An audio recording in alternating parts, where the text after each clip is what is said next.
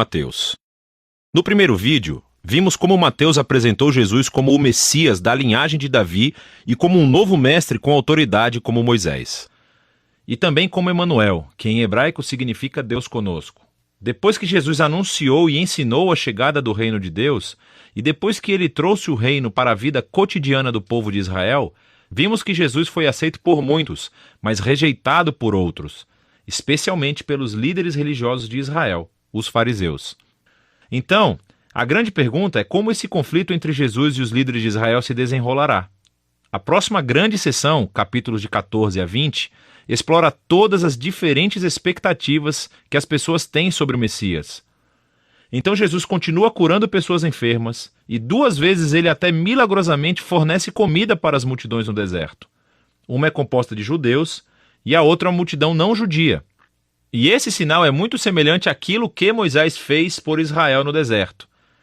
E assim todas essas pessoas estão empolgadas com Jesus. Eles acham que ele é o grande profeta e o Messias, mas não os líderes religiosos.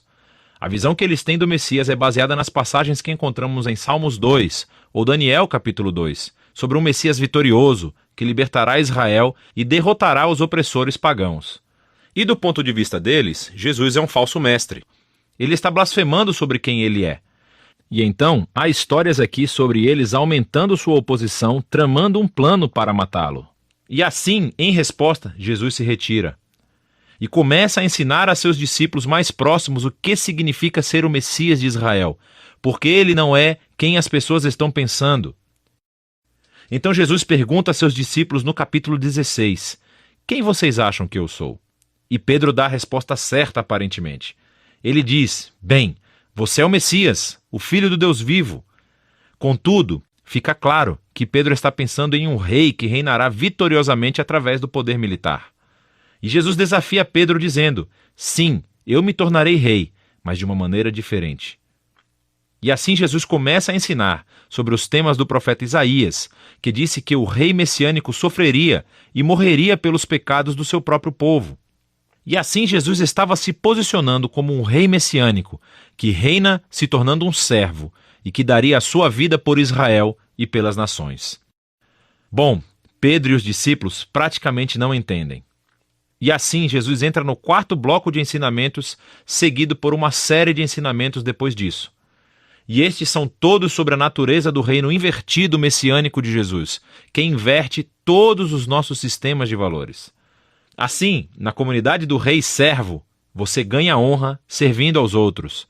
E em vez de se vingar, você perdoa e faz o bem aos seus inimigos.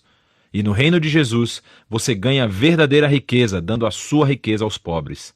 Para seguir o Messias servo, você deve se tornar um servo. Na próxima sessão, vemos os 2 reinos entrarem em conflito, o reino de Jesus e o do líder de Israel. Jesus vem a Jerusalém para a Páscoa, cavalgando em um jumento, e as multidões o saúdam como Messias. E Jesus imediatamente marcha para o pátio do templo e cria esse enorme alvoroço que interrompe os sacrifícios diários. Suas ações falam mais alto do que suas palavras aqui. Como rei de Israel, Jesus estava afirmando sua autoridade real sobre o templo, o lugar onde Deus e Israel se reuniam. E na visão de Jesus, o templo foi comprometido pela hipocrisia dos líderes de Israel.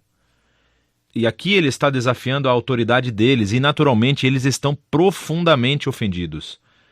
E assim, eles tentam encurralar Jesus e envergonhá-lo no debate público, mas falham. Então eles acabam decidindo que ele deve ser morto. Em resposta, Jesus entrega seu bloco final de ensinamentos. Primeiro ele oferece uma crítica impetuosa aos fariseus e sua hipocrisia. E depois ele chora por Jerusalém e a sua rejeição a Deus e o seu reino. Então Jesus se retira com os discípulos e começa a dizer-lhes o que acontecerá. Ele será executado por esses líderes, mas ao fazer isso, eles criarão a sua própria morte. Porque, em vez de aceitarem o caminho de Jesus para o reino pacífico, eles tomarão o caminho da revolta contra Roma. E assim Jerusalém e o seu templo serão destruídos. Porém, Jesus diz que este não é o fim da história. Ele será vindicado após a sua morte por sua ressurreição. E um dia ele retornará e estabelecerá o seu reino sobre todas as nações. E assim, enquanto isso, os discípulos precisam ficar alertas e permanecer comprometidos em apenas anunciar Jesus e o seu reino e espalhar as boas novas. E assim, com tudo isso nos ouvidos dos discípulos, a história chega ao clímax. Naquela noite, Jesus chama os discípulos e celebra uma refeição de Páscoa com eles. A Páscoa reconta a história do resgate de Israel da escravidão através da morte do Cordeiro Pascal.